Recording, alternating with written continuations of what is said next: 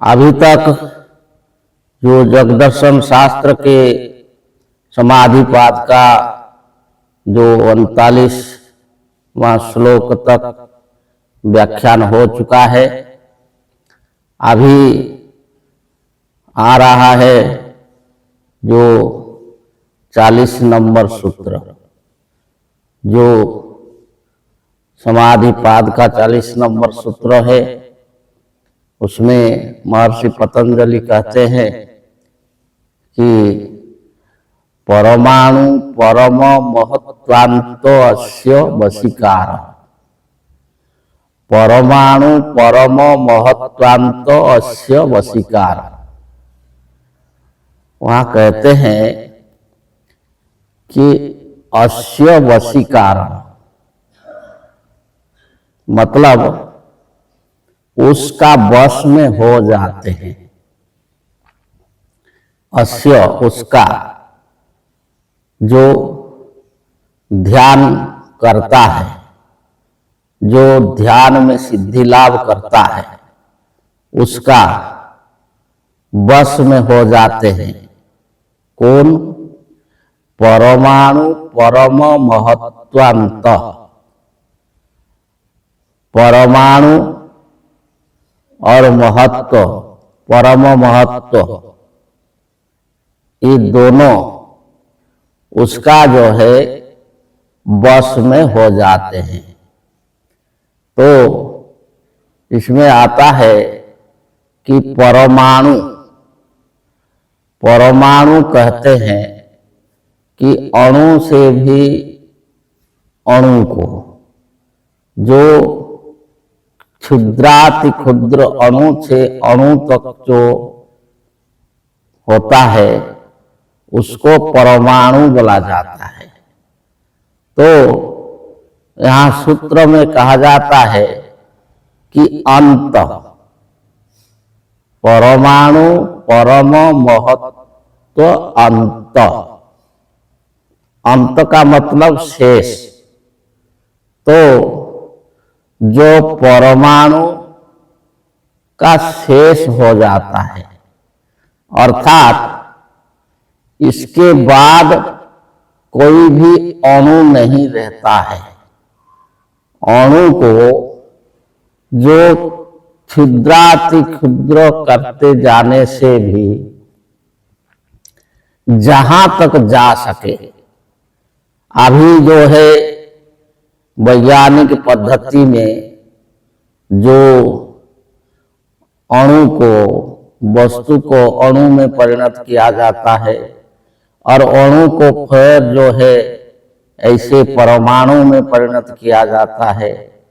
तो ऐसे जो करते करते और सूत्र में कहा जाता है कि जहां शेष हो जाएगा, अंत हो जाएगा और आगे कुछ नहीं रहेगा, तो वहीं तक जितने भी चीज है, वस्तु है, जो वस्तु अणु से परमाणु होते होते जहां तक जा सके, यही अंत तक जो है अस्य वशीकार, उसका वश में आ जाता है। अर्थात वो जो साधक जो ध्यान सिद्धि को लाभ करता है, वो परमाणु के अंत तक जो है उसका अधिकारी बन जाता है और उसका जो है अधिकार से ये आ जाते हैं। तो जो शक्ति है, देखा जाता है वस्तु में जितना शक्ति होता है अणु में उसका शक्ति बढ़ जाता है, और फिर परमाणु में उसका शक्ति बढ़ जाता है। अभी तो जो परमाणु शक्ति को लेकर के दुनिया हैरान है। जो परमाणु जो अस्त्र बनाए हैं बहुत सारे देशों ने कि क्षण भर में ये सारा संसार नष्ट हो जाएगा। तो ऐसे जो अत्यंत शक्तिशाली जो परमाणु से भी और जो है अणु है और छिद्र है, और जहां वो शेष हो जाता है, अंत हो जाता है, उससे आगे और कुछ होता नहीं।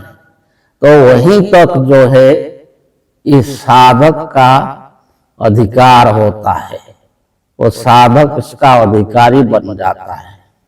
और फिर कहा जाता है कि परम महत्व, परम महत्व इसका अर्थ है बड़ा से भी बड़ा। जो बड़ा वस्तु बड़ा चीज बोला जाता है, तो बड़ा से भी बड़ा जहां तक जा सके, ये विश्व ब्रह्मांड में जहां तक बड़ा से बड़ा हो सके, तो उतना तक भी जो है इसका अधिकार होता है, वो इसका अधिकारी बनता है। तो इसमें कहा जाता है कि जो ईश्वर है वो सर्वव्यापक है, वो अणु अणु में विद्यमान है। तो जो ईश्वर है सर्वव्यापक है, अणु अणु में विद्यमान है, तो अगर ये साधक अणु अणु का शेष भाग तक का अधिकारी बनता है, और तो ये जो है सर्वव्यापक जो ईश्वर का भी अधिकारी बन जाता है। आगे बताएंगे। जय जी।